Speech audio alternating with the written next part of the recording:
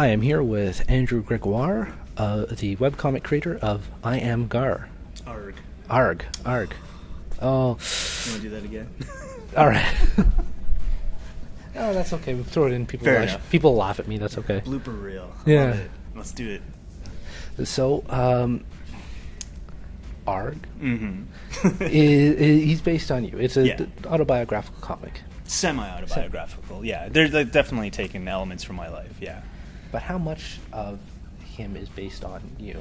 Well, it's a combination because, like, my wife's a character in the comic, too, and there's things that she does that the character will take, and there's things that I do that go into that character, and then vice versa for her character as well. So it's kind of an amalgamation between the two of us. I try to make her, like, the straight kind of character, like the Laurel and Hardy kind of, Oddfellow dynamic. Like, she's the straight person where I'm a little bit more kooky or wacky. If I'm going to make fun of somebody, it's going to be Arg in the comic rather than Lynn. But yeah, that's... Well, I mean, I've known you for a few years now, and mm-hmm. pretty... But you don't know my name in my comic. But I mean, Arg he's a pretty miserable human being. Yeah, he can be. Yeah. He can be. I like it. It's funny because, like, it is semi-autobiographical, so I can put, like, those frustrations and those, like, anger moments, and I can also do those funny, quirky, happy moments too, right? So It's a good balance. But yeah, definitely during the beginning of the comic, it was a little bit more angry. I was definitely a more angry person at the beginning of the comic. So, well, from the comic, we know that you are a gamer, both video games mm-hmm. and pen and paper RPGs. Yeah. So, what's your earliest video game memory? Oh God, my parents had a ColecoVision when I was young, and they had like Popeye and like Donkey Kong for that. And then my dad, 85. I was born in 82. My dad picked up a NES in like 85 or 86, and he had the Legend of Zelda with it.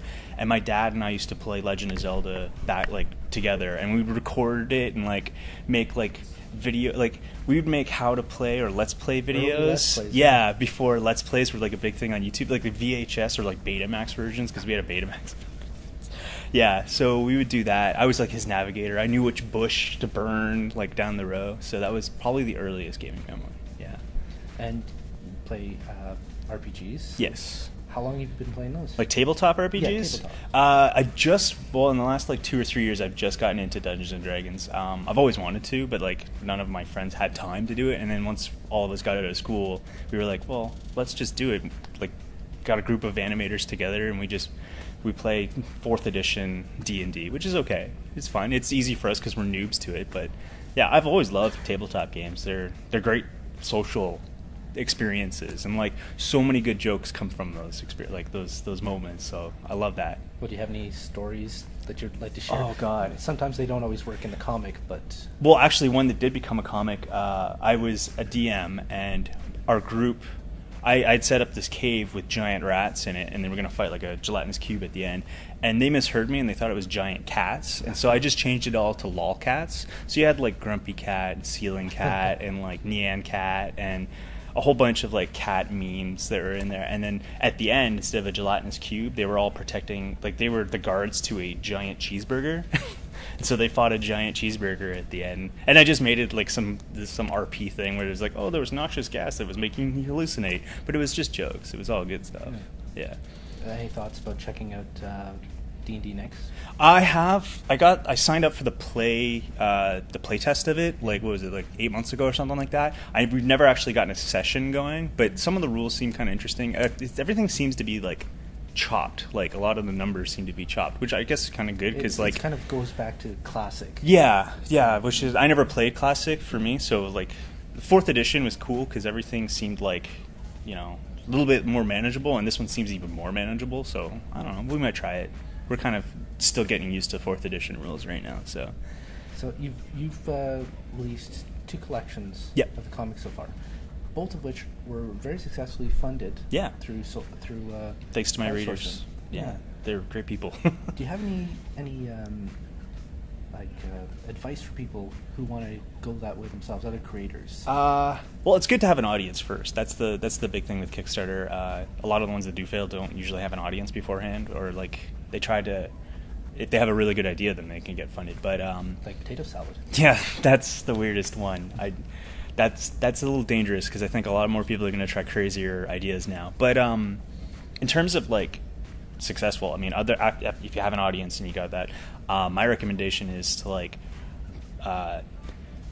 double your shipping costs. Like when you do your estimates for your shipping costs, double that, because shipping costs change and fluctuate all like crazy. So make sure that is definitely taken care of. And then secondly, make one of those crazy tiers that you think nobody would ever pay like $1,000 or $2,000 for, because you never know. And like give your readers or your fan base the option to give you lots of money if they want to. Like it's cool when that happens. And so far I've had 2 crazy tiers and they've both been taken. So I'm happy. Oh, well, that's pretty cool. Yeah, I have great readers. I love them. They're awesome people. Now, this question I actually got from your lovely wife, Lynn. Oh, God. When are we going to have babies? Babies. Soon. Babies. Soon. That's what I keep telling her. She's baby mode. God. I love it. Don't get me wrong. I want to have kids. It's just like, got to get the ducks in a row, right? Yeah. But yeah. No, our plan's like probably next year we'll probably have a kid, which will be good. Well, yeah. I won't. I'll talk to you next year. We'll see. We'll see how that goes at that time. We'll see how we do. Yeah, but yeah, no, I'm excited because like we're total nerds, and I know my kids are going to be total nerds. So unless they turn out to be athletes, and then I'm just going to be like. Well, actually, since last spoke to you, you guys got married. So how are Yeah. you finding married life? It's great. I love it. I don't know why people don't want to get married. It's awesome. I love it. Like I love my wife. She's a great person. She's an awesome human being. I guess like I was raised in the 90s with like all those TV shows. There was like, oh, the old ball and chain and stuff, and it's like that's totally not how it is. I mean, marry somebody that you like, I guess. Yeah. That's obvious, right? Well, be friends first, right? Yeah, that's true. Like we were friends before we started dating, and then we dated for like a year and a half, and then we moved in together and then we lived together for like 4.5 years before I popped the question, and then there we go. All right. Well, thank you very much. Yeah, thank you. Hope you enjoyed the rest of your weekend. Oh, it's been great so far. Thanks. Yeah.